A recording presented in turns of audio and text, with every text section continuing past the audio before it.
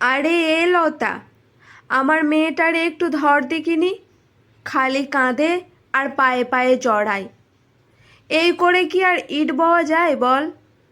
এ মেয়ে বুঝলুনি, ওর মা গতর নাড়িয়ে কাজ না করলে দিনের শেষে দুটো সেদ্ধ ভাত জুটবে নে। লতা বোঝে রাকে আর দুঃখ। রাকে আর মেয়েকে কোলে নিয়ে টিকিট দেয় লতা। কটা ইট বইছে সেই অনুযায়ী তার ওপর ছোট ছোট টিকিট হয় বিভিন্ন রঙের। ইট বয়ে আনা লোকেদের মতো সেই টিকিট দিতে হয় লতাকে। যেমন 10টা ইট বয়ে নির্দিষ্ট জায়গায় রাখলে লাল টিকিট, আর টানলে হলুদ, এই রকম। এই ইট ভাটার বেশিরভাগ মানুষ হতদরিদ্র। কায়িক পরিশ্রম করে তারা নিজেদের পেট চালায়। একটু বড় হতেই তাই ছোট ছোট ছেলেমেয়েরাও বাবা মায়েদের সাথে ইট কাটে, কাদা বয়ে নিয়ে যায়, ইট সাজায়। ভোরবেলা লতা এসে দেখে কুলিদের বস্তির উনানের ধোঁয়া উঠছে। কুলি বউগুলো রান্না বসিয়েছে। একটু পরে সকাল হতেই তো কাজে লেগে পড়তে হবে তাদের। ছোট ছোট বাচ্চাগুলো ঠান্ডায় কাঁপে, ধুলো মাটি নিয়ে খেলে। কয়েকজন প্লাস্টিক এক জায়গায় করে আগুন জ্বালায়, তাতে আগুনের থেকে ধোঁয়া বেশি। লতা এসব দেখতে দেখতে ইট ভাটায় ম্যানেজারের জন্য স্টোভ ধরিয়ে চা বসায়। দুপুর রাতের খাবারও বানায় সে। লতা ছোট থেকে মাসির কাছে মানুষ, স্কুলের মুখ দেখেনি সে। একটু বড় হতেই লতার মাসি ঢুকিয়ে দিয়েছিল এই ভাটার কাজে। তখন থেকেই লতার রোজগারেই চলে মাসি আর মাসির মাতাল ছেলের সংসার। সকাল থেকে রাত অবধি কাজ করে লতা ঘরে ঢোকে। তাও ঘরে ফিরে মাসি আর দাদার জন্য রান্নাটাও করতে হয় তাকে। লতা হাতে বেতন পায় না। মাস শেষের পর মাসি এসে ভাটার ম্যানেজার আর মুন্সির কাছ থেকে টাকা নিয়ে যায়। তাই লতার একটা নতুন জামা বা জুতো পরার শখ মেটে না। এমনকি মাথায় তেল শ্যাম্পু করার ইচ্ছেটুকুও পূরণ হয় না কখনো। ঠাঁ ঠাঁ করা রোদে বসে টিকিট দেয় লতা। ওর মতো আরও কত লোক হাঁপাতে হাঁপাতে ইট কাটে, ইট বয়। লতা দুটো বোতল ভর্তি জল নিয়ে বসে, যাতে তেষ্টা পেলে মানুষগুলো একটু জল খেতে পারে। দানিং লতা দেখে বাদল ওর দিকে কেমন অবাক হয়ে তাকিয়ে থাকে। দুবার লতা দেখেছে ওর বসার জায়গায় ওকে না দেখে বাদল এদিক ওদিক খুঁজছে। লতার মনটা কেমন উদাস হয়ে যায় যখন লম্বা কালো চেহারার বাদলের ছেঁড়া গেঞ্জির ফাঁক থেকে দেখা যায় ওর লোমশ বুকখানা।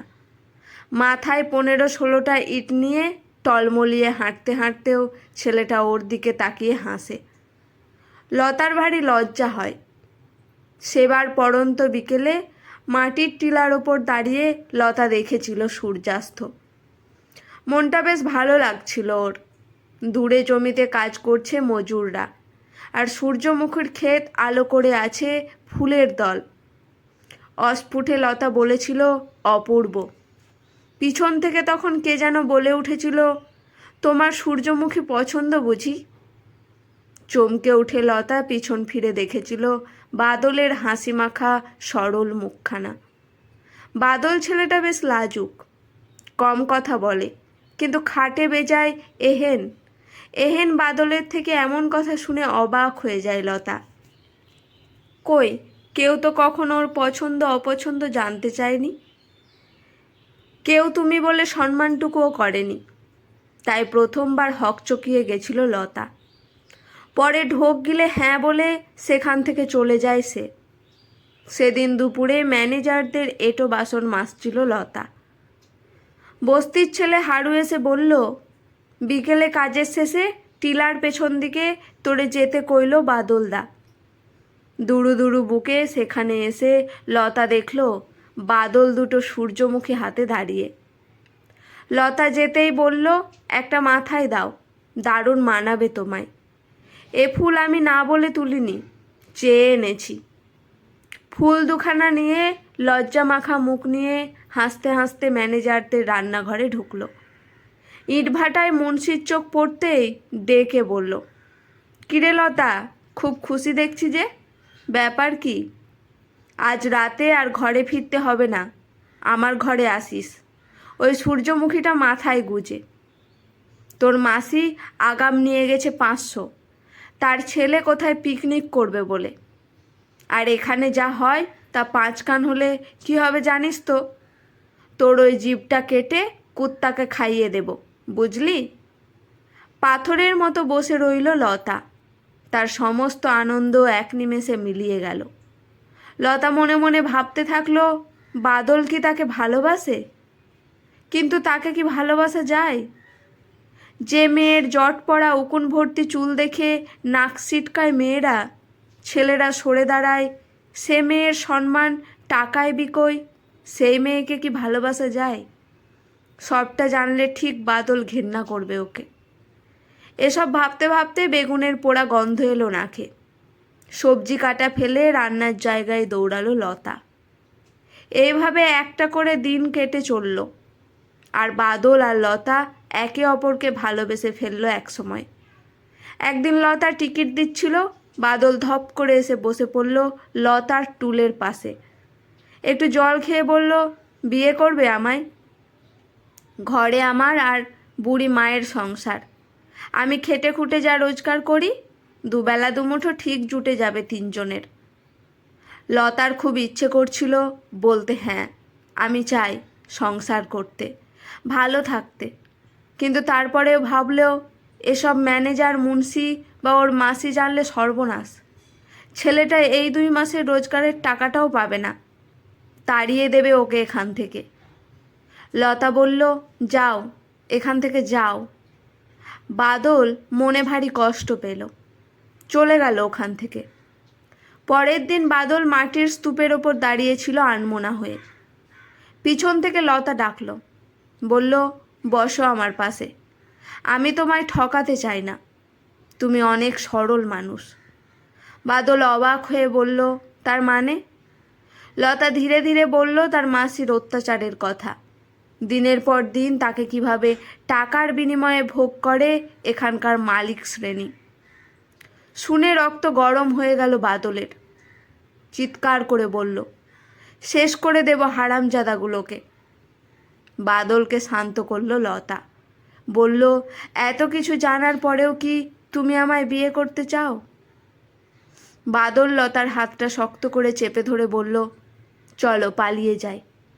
তোমাকে এই নরক থেকে অনেক দূরে আমাদের গ্রামে নিয়ে যাব। সেখানে তোমার পরিচয় হবে শুধু বাদলের বউ হিসেবে। আমি আর কাউকে ছুতে দেব না তোমায়। লতা বলল, তোমার আয়ের টাকাগুলো বুঝে নাও। এই রোদ জলে অনেক কষ্ট করেছো তুমি, আর টাকা না পেলে সংসার চালাবে কিভাবে? বাদল বলল, কিন্তু তোমার সাথে খারাপ কিছু হলে জানাবে কিন্তু আমায়। ঠিক তার পরের দিন মুন্সি ডেকে বলল, কিরে লতা, খুব পীড়িত দেখছি ওই বাদলের সাথে, দেব তাড়ি এখান থেকে। তোর মাসিকে বলে দিয়েছি আর তোকে টিকিট দিতে হবে না। তুই এখন থেকে শুধু রান্না করবি আর আমাদের সেবা করবি। তারপর বলল, ওই বাদলকে যদি ঘুরঘুর করতে দেখি বেশি তোর আশেপাশে, বলে দিস আর প্রাণ নিয়ে ঘরে যেতে পারবে না। লতার কাঁদতে কাঁদতে চোখ লাল হয়ে গেল। বাড়ি ফিরতে মাসির হাতে বেদাম মার খেয়ে জ্বর এসে গেল লতার। মাসি বলল, পোড়ামুখী, পীড়িত করে বেড়াচ্ছিস? আমি আর আমার ছেলে কি না খেয়ে মরব? যা বেরিয়ে যা ঘর থেকে।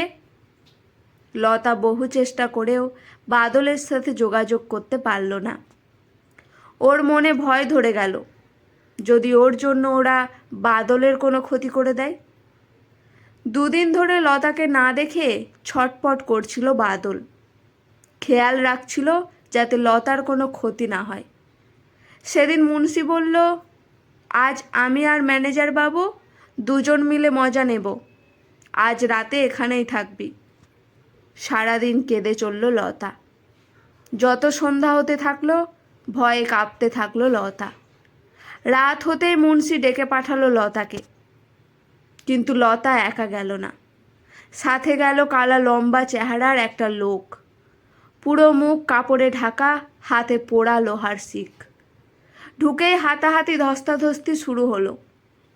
তারপর সেই লোকটা ওই দুজনের গোটা শরীরে ছ্যাঁকা দিতে শুরু করলো, হাত পা পিচমোড়া করে বেঁধে। ঘর থেকে লতাকে বের করে দিয়ে ওদের বলল, খুব শখ না তোদের মেয়ের শরীরের ওপর? বলেই ধারালো ছুরি নিয়ে ওদের যৌনাঙ্গের ওপর আঘাত বসালো। বাইরে বেরিয়ে বাদল ছুটতে থাকলো লতাকে নিয়ে। লতার বাড়ির পাশ দিয়ে যাওয়ার সময় বলল, একটু দাঁড়াও, বলে ওর মাসির প্লাস্টিকের চালের ওপর ফেলে রাখা শুকনো নারকেল পাতাগুলো দেশলাই দিয়ে ধরিয়ে দিল। আস্তে আস্তে আগুন ছড়িয়ে পড়তে লাগলো। ততক্ষণে বাদল আর লতা ট্রেনে চেপে গেছে। লতা বলল, ওরা যদি আমাদের ধরে ফেলে?